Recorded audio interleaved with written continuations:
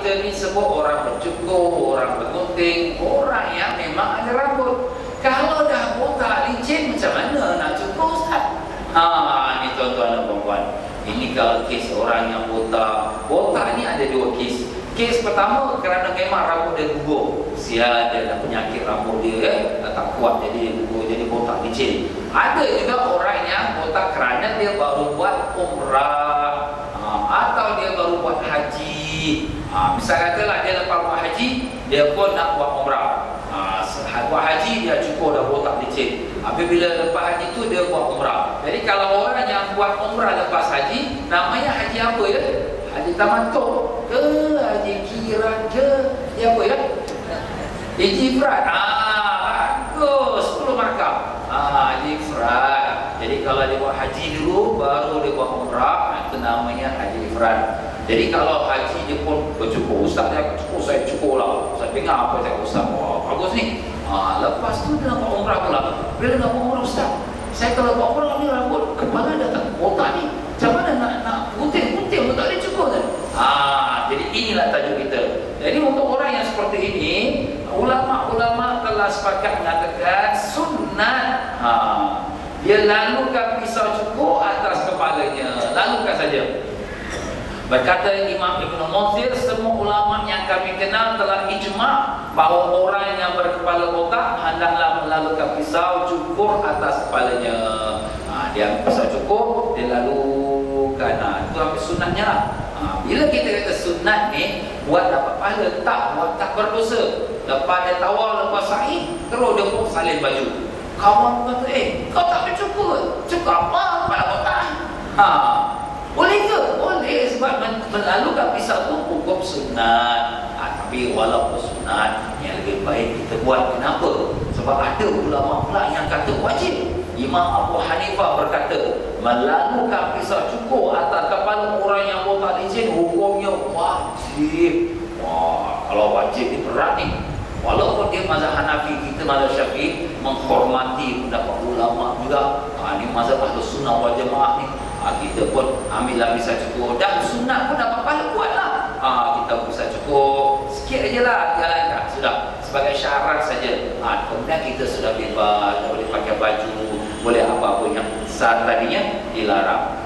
Baiklah, kalau orang itu masih dalam ihram, bolehkah dia melakukan bergunting atau bercukur untuk diri sendiri? Boleh jawapannya. Sini saya catatkan, boleh. Kenapa Ustaz boleh? Ada orang dia tak bagi, kau dalam ihram, kau tak boleh potong rambut kau sendiri, kena orang lain potong rambut kau. Sebenarnya orang yang berkata demikian ini, dia orang keliru, tuan-tuan. Keliru apa? Sebab dalam pantang larang ihram tak boleh kita gunting rambut. Ingat lagi kan? 8 perkara yang dilarang dalam ihram. Tak boleh pakai minyak wangi, tak boleh potong kuku, tak boleh potong rambut. Jadi tak boleh potong rambut. Kau dalam ihram, kita nak potong rambut, tak boleh. Itu memanglah kalau kita tengah-tengah dalam ihram haji atau umrah, ini memang aku nak tahallul. Nampak? Memang aku nak habis dah. Memang wajib, bukan wajib, bukan sunat, rukun, mesti aku gunting. Nampak? Jadi sini tuan-tuan boleh. Kita yang dalam ihram, kita ambil gunting, kita gunting sendiri.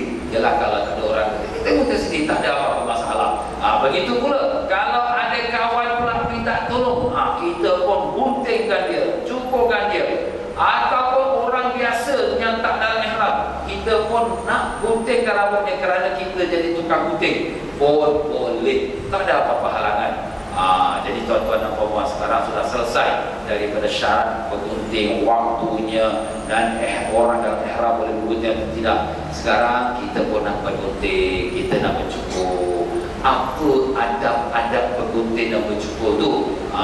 Jadi adab-adab bercukur atau bergunting tu bermula dari sebelah kanan, daripada depan hingga belakang. Kemudian lepas tu pada kiri, pada depan hingga belakang. Itu caranya. Jadi kau boleh kita duduk menghadap kiblat. Jadi tukang gunting tu dicukur, kita ni menghadap kiblat. Dan bila kita nak pergi gunting rambut kita atau cukur rambut kita pertama, kita baca takbir Allahu Akbar. Ustaz, kenapa nak baca takbir Allahu Akbar pula? Ini macam kita sembelih korban. Memang ni sembelih ni. Orang sembelih korban ni dia sayang. Kambing korban ni duit banyak kena keluar. Tapi tak apalah, kerana Allah dia sacrifice, dia korban bismillah Allahu Akbar. Macam tu juga rambut. Rambut ni tuan-tuan, orang lelaki ni yang betul-betul dia jaga rambut ni, dia pergi mana pun dia bawa dia punya pedang dia. Pedang. Dia punya sikat lah. Nampak kat MRT ramai licin apa ni, batu licin lah dia sikat. Dia pergi dekat mana toilet mana sikat. Nampak cermin sikat. Oh, mahal ni jambul cari makan ni. Oh, tuan-tuan. Nak korban ustaz nak suruh saya cukur. Nama ustaz, ini saya dah pelihara 10 tahun. Tak mudah lah kan. Jadi apabila dia pun dengar kisah Nabi Ibrahim AS, Nabi Ibrahim boleh korban anak dia pun Allah suruh dia korban juga. Takkanlah kita rambut sikit kita boleh korban. Bismillahirrahmanirrahim. Nekat tawakal lah. Itu dia korban tuan-tuan. Jadi inilah satu pengorbanan kita. Jadi memanglah siapa tak sayang rambut dia, semua orang sayang rambut. Tapi tak apalah, kalau ini kehendak Allah, jangan kata rambut, nyawa aku pun aku korban. Tapi jangan jadi suicide bomber pula. Itu suicide bomber lain cerita pula, tak betul. Tapi ini kerana Allah, untuk kita jalankan perintah Allah. Jadi itulah dia tuan-tuan dan puan-puan. Sebenarnya di dalam orang yang melakukan cukur, bergunting ni memang banyak dengan rahsia dia. Kalau kita tadi sebut tentang kisah Nabi Allah Ibrahim AS, kita korbankan kecantikan kita, tak apalah kerana Allah kita korban. Begitu pula orang yang bercukur ni, dia sepertilah orang yang baru lahir daripada ibunya. Sebab Nabi SAW sebut orang yang haji mabrur, orang yang suci bersih seperti anak yang baru dilahirkan. Kalau kita tengok budak yang baru lahir, tuan-tuan, pada hari ke-7 apa kita buat? Kita cukurkan rambut dia. Cukurkan rambut dia. Pada hari ke-7 ni kita cukurkan rambut dia. Rambutnya seberat mana, kita pergi kedai emas, kita timbang berapa tu, okey. Oh, ni 1 karat berapa harga emas? Oh, ni dalam $40. Ambil $40, kita sedekah pakai miskin. Itu cara, tuan-tuan. Cukur rambut anak kita, yang perempuan ke lelaki tak kira. Itu sunnahnya Nabi SAW lakukan. Bukan, maaf ya, bukan sikit-sikit macam kita biasa buat tu. Kita pun baguslah, kita buat, ni malam ni saya nak buat cukur rambut cucu saya, okey, kita pun datang buat marhaban, okey, semua bagus. Kemudian budak ni kepala ni, dia lekatkan dia siling kat rambut dia. Kecil-kecil tidak junjung dunia. Nanti bila dia besar, mani. Mak pun kata, kau dah asyik mani. Yalah, saya kecil-kecil, mak dah lekatkan dia kepala. Nampak tuan-tuan? Selesai. Tak betul, maaf lah tuan-tuan ya. Kita junjungkan dia dengan duit, dengan dunia apa. Setan ni tuan-tuan, apabila the first money, the first wang yang dijadikan oleh manusia, ciptaan manusia, setan dia cium duit dia, kata, kau lah pembantu aku. Nampak tuan-tuan? Sebab tu orang mati, berbunuh semua pasal wang. Na'udzubillah min zalik. Jadi sini kita jangan lekatkan yang kita buat tradisinya, tak ada asal usulnya daripada Islam, tuan-tuan dan puan-puan ya.